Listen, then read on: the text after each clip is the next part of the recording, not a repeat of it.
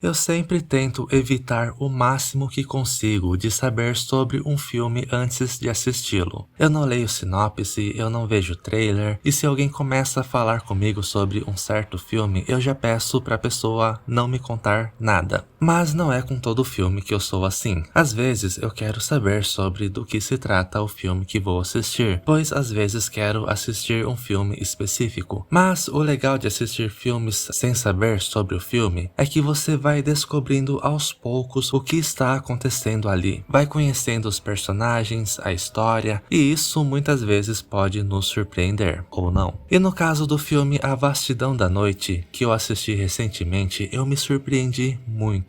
Uma certa noite, eu estava entediado em casa, não queria sair, só queria fazer umas besteiras para comer e assistir um filme. Mas sabe quando você não tem ideia do que assistir nessa imensidão de filmes que estão disponíveis em todos os streamings? Você quer assistir um filme específico, mas não sabe qual exatamente? Depois de revirar o catálogo da Netflix, Disney, Star Plus, HBO, eu lembrei que tenho um HD externo cheio de filmes e resolvi clicar em um filme de forma totalmente aleatória. E o escolhido foi esse, A Vastidão da Noite, que está disponível na Prime Video. Eu não sabia o porquê esse filme estava no meu HD, não lembrava onde eu tinha ouvido falar sobre ele, não lembrava se alguém tinha me indicado, enfim, apenas assisti.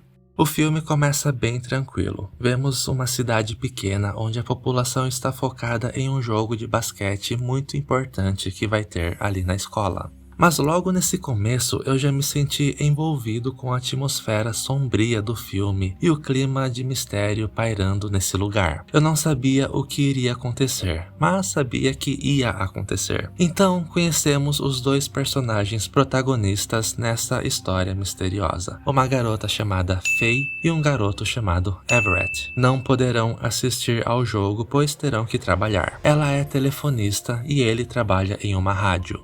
Só para lembrar, o filme se passa em 1950, época do início da corrida espacial, onde a ficção científica dominou a TV, o rádio e o cinema. Vemos todo o trajeto que eles fazem até seus respectivos locais de trabalho, e vamos ouvindo os diálogos deles, que são diálogos muito bons, muito inteligentes, muito interessantes, pois vemos que Faye é uma garota muito nerd, inteligente e muito fofa também, que lê revistas de ficção científica que fala sobre os possíveis acontecimentos do futuro. Como por exemplo, ela leu que no futuro as pessoas poderão carregar seus telefones no bolso e poder ligar para qualquer um em qualquer lugar do mundo. Inclusive, se você ligar para um amigo e ele não atender, você saberá que ele morreu, pois as pessoas poderão carregar os telefones com elas, e não tem por que não atender. Mas mal sabe ela que hoje em dia as pessoas não gostam de atender seus telefones. Quando alguém liga, elas esperam parar de tocar para mandar mensagem para a pessoa que ligou perguntando o que ela quer.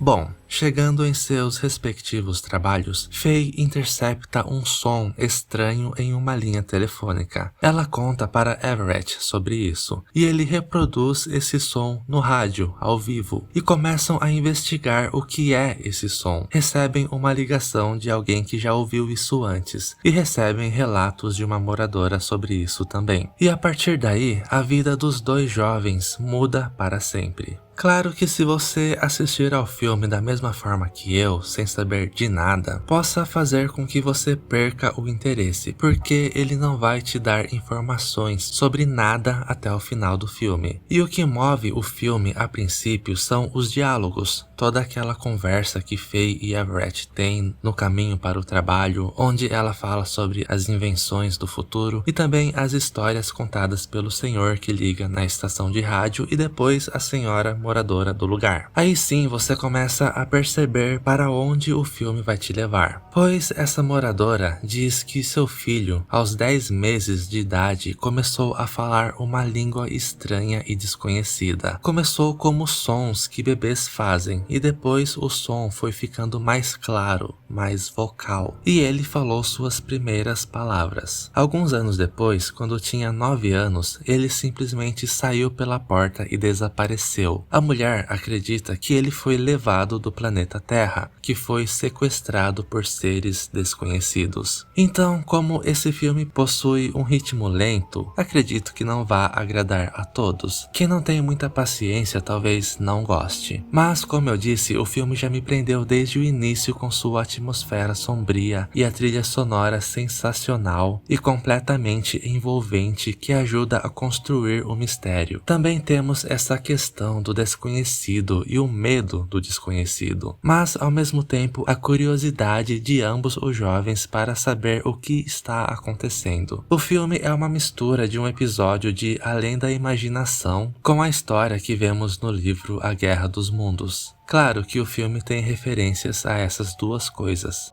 Uma informação que me chamou a atenção no filme foi quando a mulher fala sobre o ataque de Bose Acres. E fui pesquisar sobre o que foi esse ataque e não encontrei nada a respeito. Mas vi que Bose Acres é uma região localizada no estado americano do Novo México. Talvez o governo esteja escondendo isso das pessoas. Mas no filme aparentemente houve um ataque a esse lugar. E tudo indica que foi um ataque de seres que vieram do céu.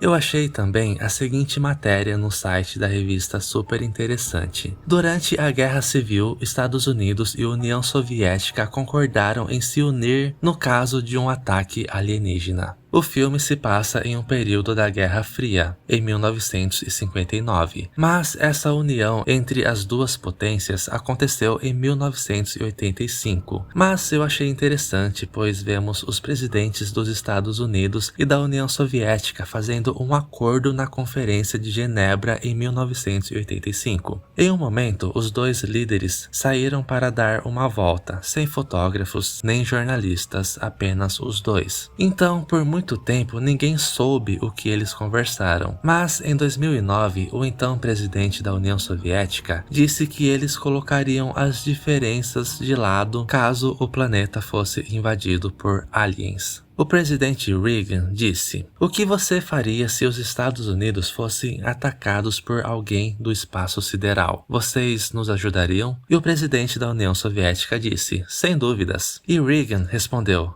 "Nós também." Enfim, só uma informação aleatória que eu achei interessante e achei que pudesse ter alguma relação com o filme, pois, como eu disse, o filme se passa durante a Guerra Fria. A Vastidão da Noite foi um filme que achei sensacional. É um filme simples, de baixo orçamento, dirigido por um cara que ninguém nunca tinha ouvido falar, sem nenhum ator astro de Hollywood, mas é um filme original, divertido e muito bem construído, com uma fotografia sensacional, o que nos traz um sentimento de nostalgia. Vemos toda a narrativa dialógica, que em alguns momentos pode trazer certos arrepios. Vemos a linguagem radiofônica, o figurino da década, tudo isso compõe o contexto fílmico. É uma combinação perfeita entre texto e técnica cinematográfica que resulta em algo muito bom, na minha humilde opinião como uma pessoa amante de cinema. E o filme ainda mostra um tema que foi motivo de medo da população quando o crescimento da mídia e comunicação em massa tomou conta do mundo. Pois, como citei antes sobre o livro A Guerra dos Mundos, vemos Orson Welles, um jovem radialista, brincando com a população com a história desse livro. Foi uma transmissão radiofônica histórica, onde ele fez uma dramatização da história do livro na rádio. Mas muitas pessoas que começaram a ouvir ao programa depois não sabiam que isso era uma ficção, e isso levou pânico a milhões de pessoas por acreditarem se tratar de uma invasão real. E isso foi mais uma referência que o filme A Vastidão da Noite usou. Bom, eu adorei esse filme.